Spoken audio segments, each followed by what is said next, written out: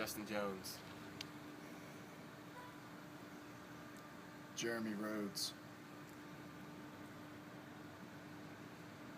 Blake Esther. And we are The Shield. And we're here to talk about the injustice of Wrestlemania 29. It's something we like to call the Vincent Kennedy McMahon Problem. Ooh, that was saucy. Well, I don't even know where to begin. I mean, I respect the WWE for what they did with the Sandy Relief thing, but then you didn't even do America the Beautiful. Like, that's been tradition since WrestleMania 1. When America was founded. Oh, exactly. And then, but I gotta say this, the Shield beating Orton, Show, and Sheamus. I think that was about the most enjoyable part of the night, I think, for me. This is why I dressed up for this occasion, out of support for them. I mean, like I said, I respect them a hell of a lot. And then, it seems like that's the only storyline that can keep me throughout the entire time. Every other storyline seems to get boring at certain parts. what was next? What else was next after that? Okay. Let's see. It was the... And then, then we go to Ryback versus Mark Henry. And I mean, I don't know how many times the WWE is going to try to get two big guys to work a match together. It just does not work. At least not with those two. Ryback, who really isn't used to working matches like that, and then Henry, who doesn't have a great moveset for a big guy.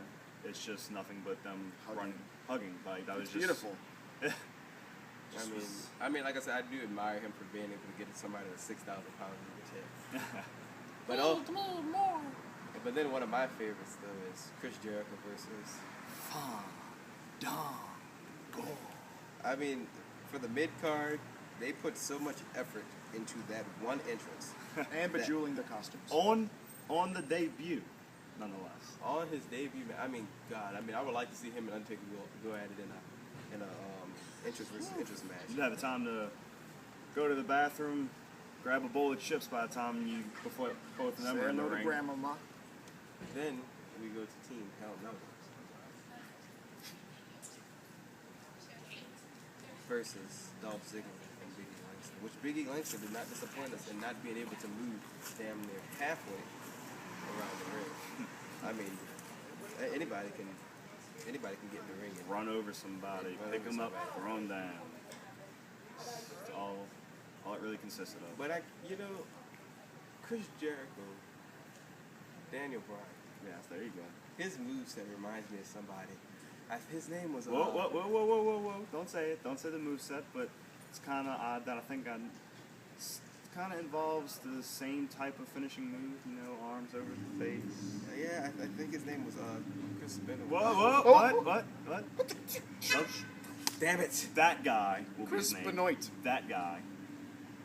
But then from that match, we go to Diddy's performance, which, I mean, I'm a big fan of Diddy's music, his old school music, by the way, but I feel like that was also kind of a waste of time because that took up some time and it made the rest of the show feel rushed. But after that performance, we turned to the Phenom defending his 28-0 streak at the time versus CM Punk, the best in the world. And I was I live in color. I don't know where they've been.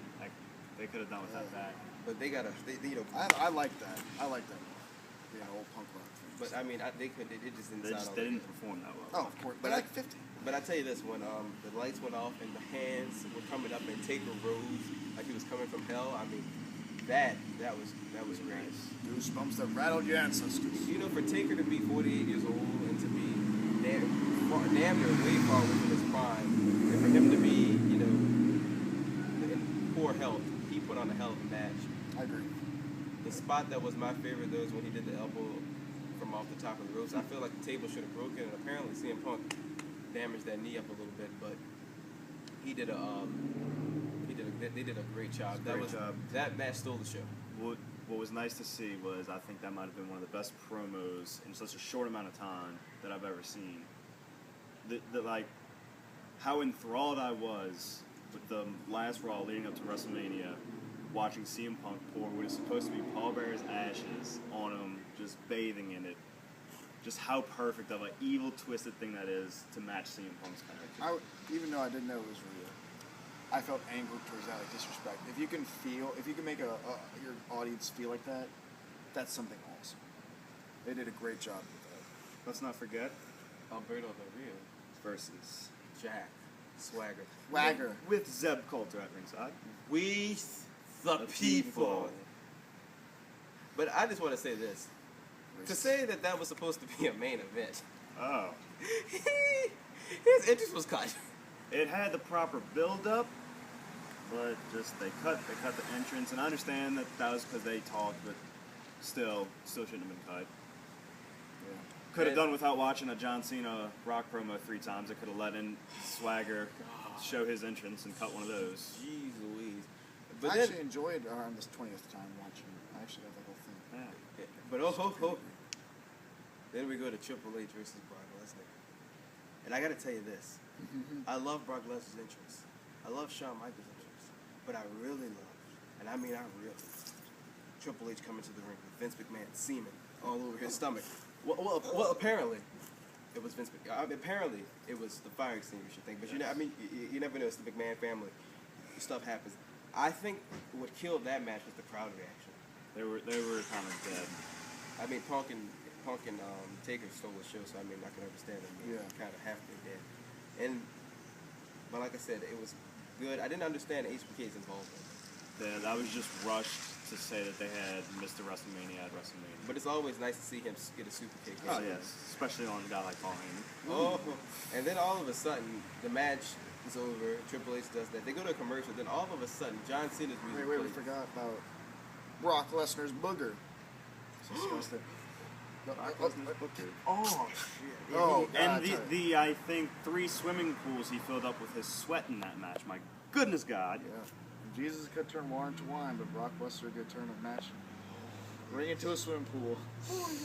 Yikes. And then, like I said, we The come back. main event, greatness versus redemption, Clash of the Titans, John Cena, and no, Twice no. in a No. lifetime. That match was better than last year's, but it felt rushed. And I mean, The Rock apparently was injured in that match. You want to talk about a bias with the crowd? You still got it? No.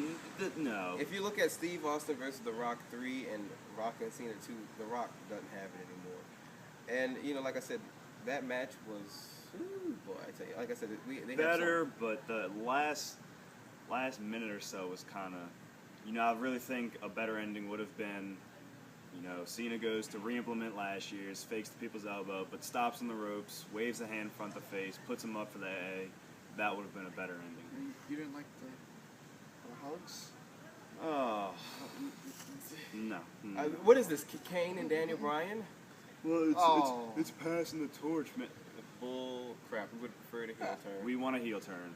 Past like I and said, present. But Together. Like I said, the night belonged to Punk and Taker, and I think my favorite part about the Punk and Taker match came afterwards. You could see the emotion in Taker out of respect for his good friend. But a great man once said, "We can't go on all night long." So, with that said, I'm Justin Jones. Jeremy Rhodes.